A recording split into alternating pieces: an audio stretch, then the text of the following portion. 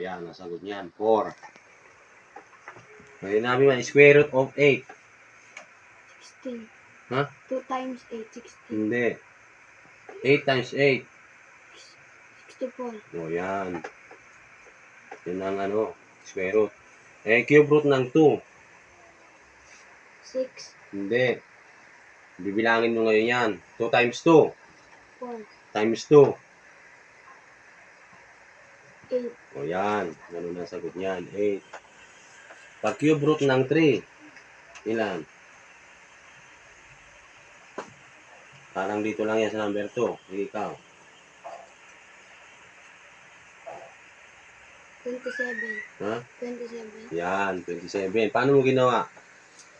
10 times 4. Ano? 3 times 4. Ano 3 times 4? 3 times 3 po, 9. Tapos times 3. Yan. 27 ka ng cube root. Square root ng 4. Di ba tinuro ko sa iyo una? 8 pa.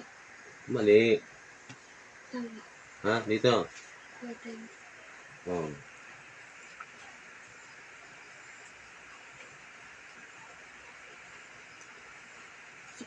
Yan. 4 times 4, ganun lang yun. 16. Pag sinabi naman ng square root ng 9.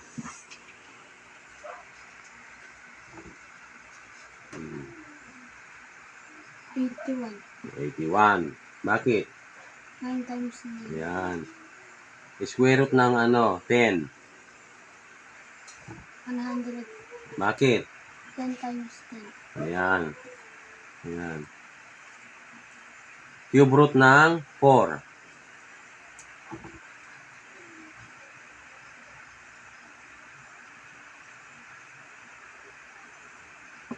O, gagamit ka dyan ng multiplication.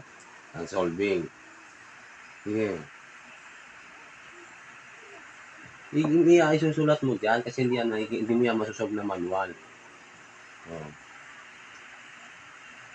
4 times 4. Ilan? O, ilan? 4 times 4.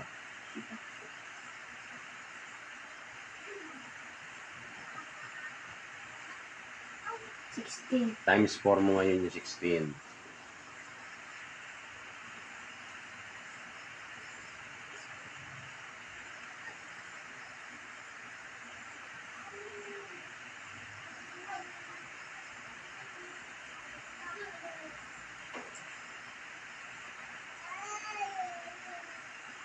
Before. 4 times 6.